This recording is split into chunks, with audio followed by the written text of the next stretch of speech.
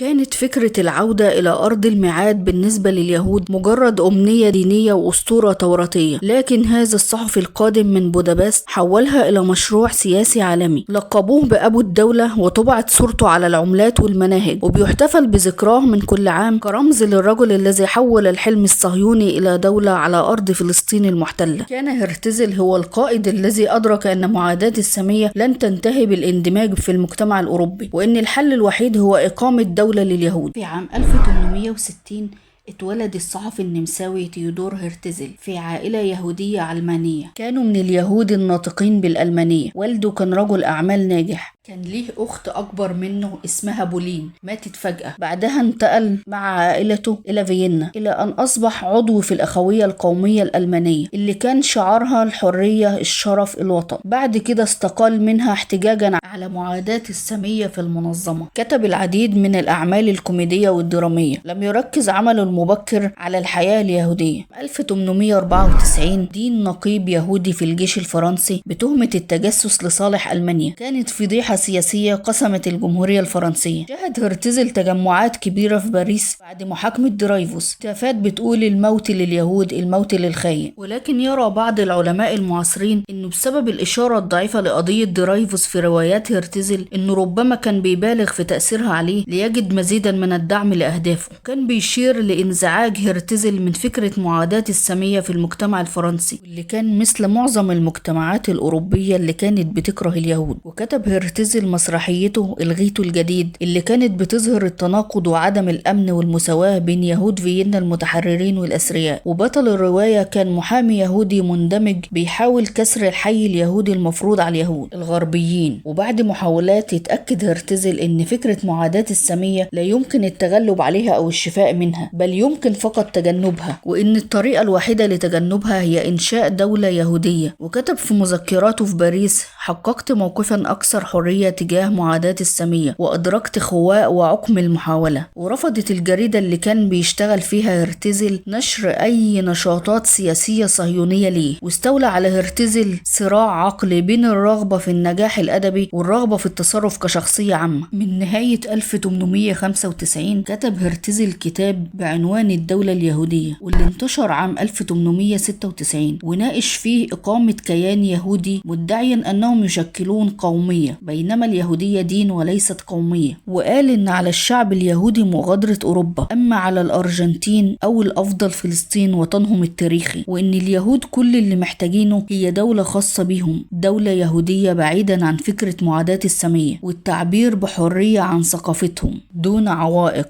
وبالفعل انتشرت أفكاره بسرعة في العالم اليهودي، واجتذبت الاهتمام الدولي ومؤيدين الحركات الصهيونية القائمة في هذا الوقت. لكن المؤسسة اليهودية شوهته، واعتبرت أفكاره بمثابة تهديد لمحاولتهم الاندماج في المجتمعات الأوروبية، وتمرد ضد ربنا اللي أمرهم بالتيه في الأرض. لم ييأس هرتزل، وواصل الترويج لأفكاره بنشاط، واستقطب اليهود المؤيدين وغير المؤيدين، وكان بيأسس لنفسه دور الشهيد بصفته برنيل اليهود. وفي عام 1897 في مدينة بازل السويسرية انعقد أول مؤتمر للحركة الصهيونية، وتوج المؤتمر أعماله بإعلان قيام الحركة الصهيونية العالمية، واتخذت من فيينا مقرا لها. ثم بدأ هرتزل يضع نفسه في علاقات مباشرة ومعروفة على الملأ مع حاكم أو مسؤول أو غير مسؤول أو وزير دولة أو أمير، وقال بعد ذلك سيؤمن بي اليهود ويتبعوني. وبفضل جهود هيلشر والدوق الأكبر قابل هرتزل ويليام الثاني عام 1898، وحسن اللقاء بشكل كبير شرعية هرتزل والصهيونية في الرأي العام العالمي واليهودي. وفي ظل بحثه عن الدعم الأوروبي للحصول على تأييد دولي، التقى بمستشار القيصر الألماني لمحاولة إقناع ألمانيا بدعمه، لكن لم يكن هناك أي تفاعل جدي من طرف المستشار ما دام القرار بيد القيصر. بعدها اتجه تيودور هرتزل إلى روسيا، لأنه بالإضافة لكونها دولة قوية كذلك كان بيعيش فيها عدد كبير من اليهود، وكانوا بيتعرضوا لاضطهاد كبير من الروس لأسباب دينية. وهناك التقى بوزير المالية الروسي، واقترح عليه الضغط على السلطان عبد الحميد الثاني للسماح لليهود بالهجرة لفلسطين اللي كانت تابعة للإمبراطورية العثمانية، لكن طلبه قوبل بالرفض. واتجه تيودور هرتزل للحكومة البريطانية في لندن، واللي احتفت بيه ورحبت بيه ودعمته.